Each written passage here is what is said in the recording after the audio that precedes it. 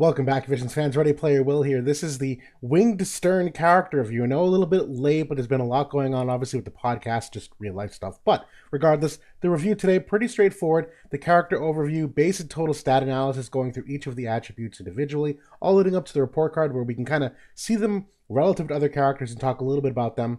All leading up to the final grade, which encaptures what we're going to talk next about the class and job overview, limit break, the dream, the mastery, the TMR review, and whether that has any value, and then my general thoughts, which kind of sums up everything we've gotten so far, which then leads finally into some of the job-based vision card eligibility, Esper recommendations, and then some weapon optimization pieces. So, kicking things off, brand new light unit added to the game. He has the unique main job of the Winged Knight with both Paladin and Ninja sub-jobs. Now, for a weapon, he does equip swords, and for vision card purposes, he is a Sword Knight class. He does equip armor, helms, and accessories, so heavier pieces of equipment, which obviously is kind of nice and a little unique for what many damage dealers tend to be. Move of 3, jump of 1 as a 100 cost unit. Now we look at the resistances here. A couple double-digit ones that obviously are welcome and noteworthy. 20% to slash, 15% to pierce, 10% to missile. He's neutral to strike at 0%, and the minus 5% to magic. Not the end of the world by any means. Now he's not a 97 faith unit.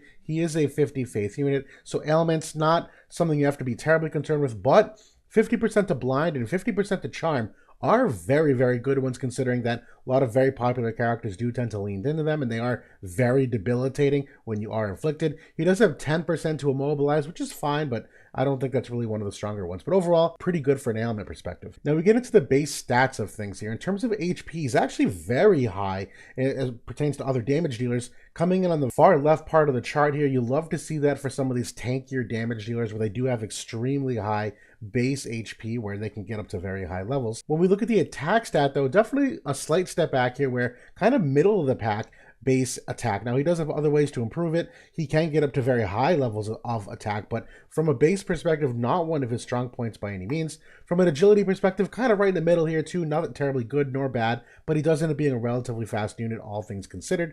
From a dexterity perspective, just slightly above the average, neither good nor bad. And then luck, he actually skews extremely high from a base luck perspective, which is very interesting. It does affect a couple things in his kit, and we'll dive deeper on those soon. Now we transition those charts to this base comparison. These are all those 5 charts just reformatted in a different form. He really doesn't have any glaring weaknesses. The agility, although I said it's kind of middle of the pack, it does technically skew a little bit below average, but it's only like a couple agility points, not the end of the world. But overall, no other real glaring weakness from a base stat perspective. When we look at the total stats that include the board nodes, his mastery ability, things of that nature, there are a lot of shifts here actually where he does still gain some ground from the total attack perspective. Same thing for agility, does take a step back on the luck perspective, but overall, even total stats all considered, no glaring weaknesses other than maybe a slightly below average dexterity. And if you're looking at the sources of where those come from, 10 agility points on the board is very much above average, and they do make up for some of his attack stat here on the mastery ability. So all in all, not a bad place to start off with. Now we look at the agility, including the 15 and 8% vision cards here. On the blue line, this is as if he equipped no passives, and same with the other characters. Definitely skews a little bit higher than where the average tends to be. He does have that passive, not every character does give him a good relative advantage here, bumping up to the, let's say, top tier of where characters can get to innately from an agility perspective. Now, crit hit and crit avoid, he is definitely below average on the crit hit perspective. The dexterity stat, never really a strong point to begin with, but even the critical hit rate nodes, he's not given many of them that many other damage dealers are given, so definitely not a strong critical hit unit, at least from a base perspective. The crit avoidance, though, that high luck stat does translate well, where he's very high for crit avoidance rate, so that's definitely a nice thing to start out with. Regardless, end of the day, you're talking like a difference of 5 or 10% in the crit rate, so not a game-breaking thing here. Now, from an accuracy perspective, with no passives equipped at all, he's relatively average, nothing too crazy. When you do equip passives, though, and he's got 2 of them, he does move up considerably. Now, this first triangle you're seeing on this green line, which is the accuracy with passives, includes his 25% accuracy passive, which is a common one you likely have on. He does have a second, though, which increases his luck, and should you equip both of those, the luck and the accuracy, he jettisons up here to among basically the top 10 accurate in the game, right on the fringe of it there. Now, from an evasion perspective, again, that high luck stat does actually translate well to an innate evasion rate when you're min-maxing his total luck. It's not necessarily an evade unit, but he's definitely got some percentage point advantages over a majority of the characters, and obviously light being skewed toward evasion, that's a good thing for him. Now, we look at the total report card as we kind of give some context to those stats overall. Effective HP, which is, again, your HP kind of normalized for some of the resistances you have innately. I'm going with kind of a B plus for the physical side of things, B minus on the magical, if only because that minus 5% magic res. He has no spirit either, so he's got 6 and 8 defense. You could get another 12 on the passive, but more likely than not, you're not going to have that on. No spirit, though, so that's kind of why he takes that litter grade down, but he does have a high enough HP stat that both end up being relatively good. He does have re-raise on his main buff for himself, just from a survivability perspective. He's got an innate 10 AoE resistance, 15 on the passive, which you will very likely always have on. So you can consider 25 permanent AoE resistance. He can get another 20 on a buff, and he is physical barrier capable on his Subjobs. So a couple different tools for some survivability, but nothing terribly crazy out of the gate. Now, primary stat, I'm going a B plus here. You know, the attack is not innately overpowering. He does require some specific help. So theoretically, like the Dark Bahamut, Esper, and Vision card, if you're just talking about like the sample build of how to max this character, his passive ability that we'll talk about in a second here, the Flash of Insights Vision card, you know, all of those together, you can get up to 1700 attack, which is very high. But again, more pragmatically, you're not going to have all of these things equipped, and your average player certainly may not even be leaning into Dark Bahamut here. So overall attack probably ending up at the 14 to 1500 range. Still not the end of the world, but his penetrations I have problems with, which we'll talk about a little bit later. But overall, B+, because you can go a couple different ways with it. Now, agility, I'm going with a B here. He's innately above average at 79 agility versus the 77 when you have the Vision cards equipped. That passive bumps him up to a stronger tier, though, but you will notice he'll sacrifice some damage when you do so. But overall, he is a relatively fast character and will have some very good agility values. Now, accuracy, I'm going with a straight A here. He can get up to very accurate levels. The passives kind of prove troublesome where I said, you know, equip both of these and you get up to that level. Well, realistically, you can't equip both without sacrificing an enormous amount of damage, but he does have some accuracy buffs in the kit. Some of the abilities have an increased percentage to hit. So overall, he does still end up being at that A level. Now, evasion, I'm going with a B plus here. Can be part of a light evade team, though definitely a step tier down. You would realistically require an external 25% evasion buff to really make him have a consistent level of evasion, because if you're gearing to hit Elena's, he is a double digit at least percentage points down, 20 to 30% less than she is. So, you know, although he will be dodging some things, and in the scheme of the game is an evasive unit, not an evade unit as we tend to really think of them. Now, movement, I'm going with a B here, but just because he does have the Shikuchi passive, which increases movement jump +1, and I spoiled things a little bit here. The passives, the grade, individually, I think he has some great passives for a variety of maps and metas, but there's almost too many to pick from. I'm actually going with a B minus here, and we'll talk about more with that on the next slide. It's not that they're bad, they're just very difficult, in my opinion, to really get him to a top tier ceiling that we hold many characters to the standard to. Now, counter abilities, going with an A. He does have a general reflex, which you like to see. The overall kit, I'm going with a B, quite honestly. The main job, I think, is okay. It's not bad, it's not stellar, but okay. And the Subjobs, though, really lack impact, in my opinion. We'll talk about that when we go through the job abilities in just a second here. For a final grade, in my opinion, of a B+, you know, I was even debating giving him the B here. I have some legit concerns over his penetration, again, where the power creep of the game is gone. The very strong reliance on his buffs and the ramp up it takes for him to get to that ceiling of damage output. Many people think that when I give a B or B+, it means the character's not that great. That's really not the case with Sterne. He is a very good unit. But again, the barometer for some of these other units is just so high at this point. It's making the competition just kind of look a little more lackluster. But regardless, we'll talk about that more soon. Now, the passive abilities, honestly, these are all very good individual passive abilities, but you can only equip 2, and one of them, I don't know how you can play without it on. Master's Teachings is the 15 AoE resistance and the 40 defense penetration.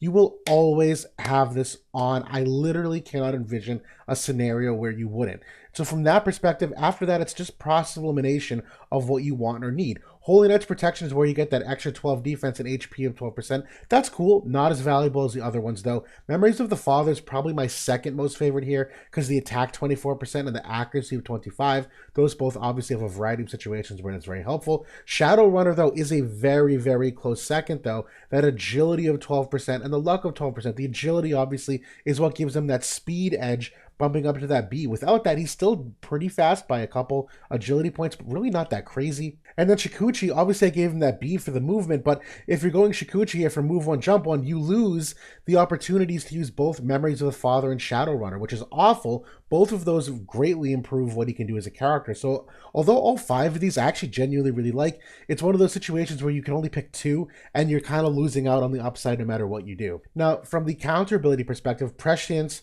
is the 200% physical and magical reflex. I always just give that a default of an A grade because of how powerful it can be for survivability. But again, when you consider the reaction rate we're seeing in the game right now, only 15% to proc, nothing amazing. Paladin's Guard's not bad, but really, Prescience is a very good counter ability. I think there's nothing wrong with that. Now, for the main job buffs, this is where we start to kind of get into some of my problems with him. He's got 3 buffs, which is actually kind of unique. Most characters only have 2. And I'm going to go through these in the order of the priority, which you see at the bottom. His AI, when on auto, he'll prioritize Pinion of Steel, then Reawakening, then the Arc of Alacrity, and then the TMR. So Pinion of Steel is his teammate buff here that increases reaction block rate of 50 for himself and allies. It's also the AoE resistance for himself and allies of 20. That's definitely strong. Also gives him 20 AP in addition to the acquired AP from the TP cost itself. This is overall a relatively good teammate buff, but it's the kind of buff that he will use multiple times on multiple teammates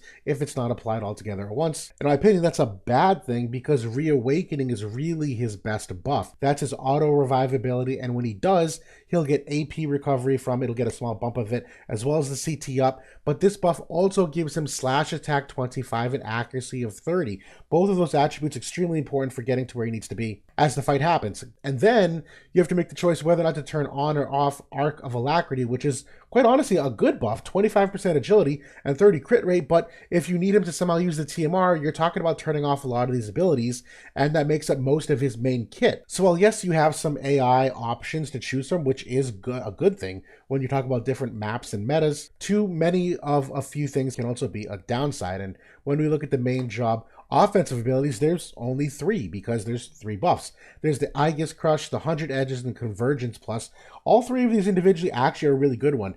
Aegis Crush is actually exceptionally strong considering it's the low AP ability, which makes sense. You would have to, proportionally make this stronger because there's only 3 abilities. It's a range of 3, but it breaks physical barrier. It's an extra 30% hit chance. It's only 12 AP, and again, these are reduced by 25% when you consider his MA2 and equipping his sword. But the best thing is the typeless slash attack damage. This is actually now more and more a very, very strong thing for characters to have, where we are now at the point where we're building up very high percentages of element resistance, that when you can have a typeless attack, while sure, light attack modifiers won't affect this ability, you'll essentially be able to cleave through all the enemy element resistance that this ability doesn't care about. So when you talk about like that Sephiroth matchup where Sephiroth has lots of element resistances, this typeless type damage is actually very good. Now, 100 Edges is a very, very good ability. It is a double hit, very large AoE, up to 5 squares away, an extra 30% hit chance on this one too, and it's also a massive AoE Dispel Re-Raise, which is very cool, but again, Sylvie kind of already does this with her own AoE Re-Raise Dispel. So while very, very strong, it's something we've seen before. That being said, this is kind of cool that he can use this because it alleviates you needing Sylvie to be the one to do it. So maybe you can tweak her AI a little bit because of this. And then finally, Convergence Plus is a very unique ability, the first of its kind. It will increase his slash res pen by 40 for 3 turns. That's obviously very, very important. We're going to talk about more of that in the general thoughts. It's also a decrease of healing power for 40 on this cross-shaped AoE, but the most interesting thing here is that the modifier will change depending upon the amount of enemies within it. So, at its strongest, if there's only 1 enemy in it, it will be a 215% mod. If there's 2 enemies in it, it'll be 190% mod. And if there's 3 enemies in it, it'll just be the 165%. So it's the kind of thing that although it scales off AoE resistance, it will get stronger if there's only 1 person in it. Either way, not bad, but my problem is there's more and more AoE resistance in the game right now far more than we've ever seen. The fact that his only unit type attack is here on this 2 range ability, I think has some downsides where you talk about potential damage output, where a lot of people are mitigating against these large AoEs that I don't think he's going to just be blowing the enemy away. Now we look at the Subjobs here for Winged Knight. Now the 2 abilities here, 2 offensive abilities, thankfully, because the main job has 3 buffs. They're honestly not terrible. Both of them, 165% modifier. Claws of a Winged Lion is very, very short range. It's actually only 2 squares away, but it is a double hit ability with a chance to disable. But I don't really think that's that valuable. He's minus 5% to magic, no spirit, so I would not recommend a faith high enough to make this like a very common status effect. And because disable is already so popular that we see on like King Mont, all the arithmeticians and various other places, people do build up disable runes nowadays. And so this is not a very strong status element like it normally would be, because everyone's kind of preparing for it in the current meta. We'll see as time goes on. And Time Sealer, although I like this, it is kind of this interesting AoE ability where it's kind of 4 points in this near short range. I'm not convinced that the decreased CT of 150 is overpowering on this ability, if only because you're not going to use it every single time. So maybe once in a while, that's cool. But either way, I actually think there's a strong case for this being the sub job you use most often, because as I mentioned on the report card, I actually kind of hate the Subjobs, at least what they've given him. Now the Paladin, which is the first of the 2, one of the biggest things here you'll realize is that he does not have the immortal spirit on here, so he lacks the courage, which is arguably the strongest thing about the Paladin subjob when you have it. I think Saintly Wall is kind of nice, giving himself a potential barrier. That being said, there is a ton of barrier break in the game already, so while this is good, again, temper your expectations on what its upside has for you. But other than that, yeah, Blade Bash is cool, I guess. Taunting Blade is kind of nice if you're going tankless light and you want Sterne to be your tankier unit of the 3. I do think that has some cool application, but obviously I don't feel strongly about this subjob. And then the Ninja subjob, it's missing, in my opinion, one of the best things about it, which is the triple hit ability, which even if a character isn't great for PvP, when you talk about PvE content and building up those chains, he really lacks all of that many of the light characters have. He does have the double hit on the main job, but the ninja sub job is really one of the easiest ways for many of these characters to lean into building up some of those slash chains, and he doesn't have it. So here, I don't know what you would use. Koton, maybe, but even then, I don't like this sub job for any of the abilities that it has. Both Decider and Fate and Utsusemi, you might be like theory crafting right now as we speak, but he's already got a bunch of buffs on the main job that are far more important that I can't see you really leaning into one of these. Which brings us finally to the Limit Break. It's a massive AoE here, 49 AP, actually 25% cheaper than that. I didn't do the math on that, I'm sorry. But it increases attack by 40% for just that attack. Will also grant him haste, but will also increase his damage by that 20% for 3 turns. So this is actually a very strong offensive output Limit Break, but again, you can only use it once per battle. So if you're relying on this to really carry your fight, for that second fight, don't really have that opportunity. And so I typically kind of, mentally subtract some points if a character relies on their Limit Break to win you the battle. Limit Break should be a strong point of winning a battle, but it shouldn't be the only thing. And if you're relying on both the haste and the physical damage in order for Sterne to reach that max ceiling, there's enough to spell in the game that I would, temper expectations per se. And kind of the same thing with the AoE. Well, yes, it's really nice and big and forgiving. He's already got 2 AoE abilities on the main job. I don't know if this necessarily does enough to be a super high impact Limit Burst. Now, from the mastery ability perspective, there's a lot here. Attack 10% to kind of make up for that middle base attack, the decreased AP consumption of 10, and increased reaction block rate of 20. So, including his buff, where it gives him 50, that gets you up to 70. Throw in a Trust Stone passive, you're up to 90. That's pretty good for reaction block rate. Now we look at the Dream ability. This is another big part of his AP management, which we'll talk about in a second. Acquired AP of 30% is very, very strong here, in addition to what you get on the Trust Stone passive, and theoretically on some vision cards here. The AoE resistance of 10, obviously a big part of his survivability as well. So overall, a valuable Dream ability. Now for the TMR, I don't love this TMR. It's an armor type. There's far more better armors, in my opinion. The HP is relatively low considering that. Same with the defensive crit rate, relatively mundane considering what else is available. For the TMR skill, it's a self buff that's really emphasizing, some potential offensive output with how long you can keep your attacks going. It's the Human Killer 25 and the AP Restore of 5%. So at least the nice thing about this is that Human Killer obviously doesn't stack with a majority of other buffs that give you modifiers, so you can go slash attack up and light attack up and now Human Killer up. So there are some good things in terms of stacking the total mods. I'm just a little on this being an armor, given what else is available for armors, not only in the TMR slot, but just generally speaking, when you look at the Brigandine and things like that. Now, finally, the general thoughts. So, honestly, a good unit for what light balance is currently built for. Slash-oriented, high luck. Some of the best light units are very similar in those attributes. I think he synergizes very well with how they've tuned light to be so far. That being said, sometimes that's a demerit. When you get too one-dimensional as an element, it's a lot easier to prepare for, and unless you're absolutely the best at doing what you need to do in that element, I'm going to use Dark as an example. Between like Anima, the vision card for that slash res pen, and the Maiden's vision card, which gives some extra on the sub vision card, if Dark wants to do slash, they have more than enough opportunity to blow you out of the water with it. I don't think Winged Sterne gets there, though. We'll talk more about that in a second. He's honestly a well-rounded character stat-wise, and although the passives make him hard to hit that same ceiling as other characters, very flexible for a bunch of maps and metas, where again, you want to talk about altering movement, altering speed, altering accuracy, altering attack, altering bulk. He hits every single one of those boxes. You just can't do all of them at once. So it's honestly not the worst problem to have. It means you can use him in a wide variety of situations, which actually is a good thing. Now, I do think personally he's got some like high ramp up time and heavily buff dependent for optimization. Again, the AI is tough with that teammate buff being repeatable, so you risk not using his re-raise or a TMR, but you lose some key survivability if you don't have it on. You lose that 20 AoE res in addition to all the AP that it gives him.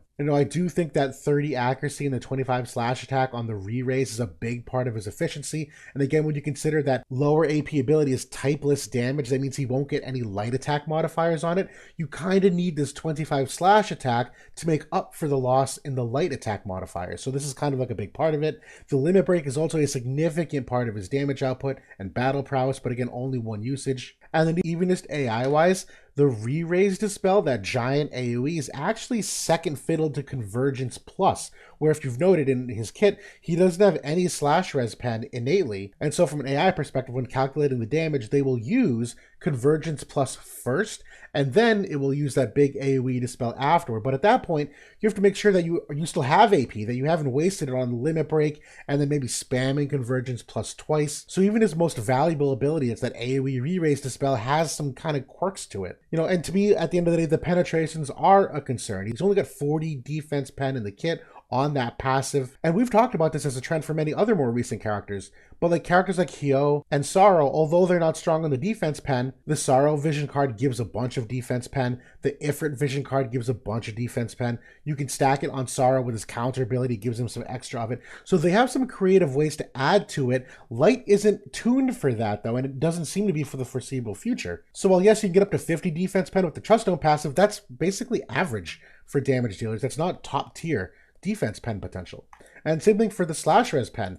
You get 40 on that ability, which only lasts 3 turns, and then you get 20 from the weapon. So you're kind of capped at that 60 slash res pen unless you go for some of those light vision cards, which you should. The light obviously does have a vision card where they can add to that slash res pen. But again, when you consider where characters like Hyo, Sephiroth, Bradley are for slash res pen, he is definitely a step behind them. And when you combine that with the lack of defense pen, I have some questions. In addition to how much AoE his abilities are oriented, which we've seen a massive uptick in AoE resistance. I will say he has some exceptional AP management. I think that's a legit strength of the character between the AP reduction and the AP acquisition up. Overall, I think that's a strong point for him. And I don't think he has any glaring weaknesses. I just think he has less compared to other top tier characters, particularly those damage dealers we've seen released in the last 4 to 6 months. That being said, I'm sure a lot of people are also curious, does he help Light beat Dark? And I think yes. I think he seemingly has the tools to be a crucial piece in that matchup. I don't think it sways it so Light is an automatic win. It's still very much a coin flip, but if you are hoping to take Light versus Dark with some good consistency, particularly when you want to take Light versus other elements as well, I do think he's a very important piece of that. That typeless slash attack is great for Sephiroth, as I mentioned. That AoE re-raise spell is great for Fina and Lucia, where people popularly put the zombie mask on her. And the barrier break on the typeless attack is great for characters like Knight of Ruin Sterne, whose mastery ability has a Mirage, and this will break that Mirage. So there's a couple good things here that actually will help in that Dark versus Light matchup. Now look at the job-based vision cards. There's only a couple here, but they're honestly not the worst ones in the world. I do think you can put Winged Sterne in a variety of different potential comps, given that he's relatively self-sufficient. I do think he would pair well with other slashers to chain with, and although he may not carry that team, he'd be a very important piece of it. Now, for the Esper Synergies, this is also extremely straightforward in my opinion. Modifiers, you want to look for light attack, slash attack in particular, because again, that typeless one. Human killer, accuracy certainly helps. He doesn't need it as much as most other characters, but other than that, really matchup specific. And to that end, I'm going to go boring and just go Odin, Chaos Odin, and Dark Bahamut. All three of these are best in class for what he potentially wants to do. Any other Esper that I would recommend here would literally be matchup specific for either a certain kind of element res or a type of resistance like magic resistance. If you wanted to go Fenrir and have that slash attack, I think Fenrir is a very good honorable mention here, but definitely a step back compared to what these other two have, considering that, let's say, Dark Odin also has magic resistance on it. So stay with these three, tried and true. And finally, for the weapon optimization, I honestly don't think you get better than the Dawnlight either. This weapon hits so many bullet points here. I think the Assault or even potentially the aim build are enough. I don't think he necessarily needs an Alexandrite ring if you have the aim build because of how innately accurate he is. That being said, for the abilities that it has, it's decreased AP consumption of 15%, which I think is very important for him to maintain that damage uptime. The Human Killer of 10 is also very strong when you consider that that typeless attack will use Human Killer, so this is a nice way to kind of recover some of those modifiers.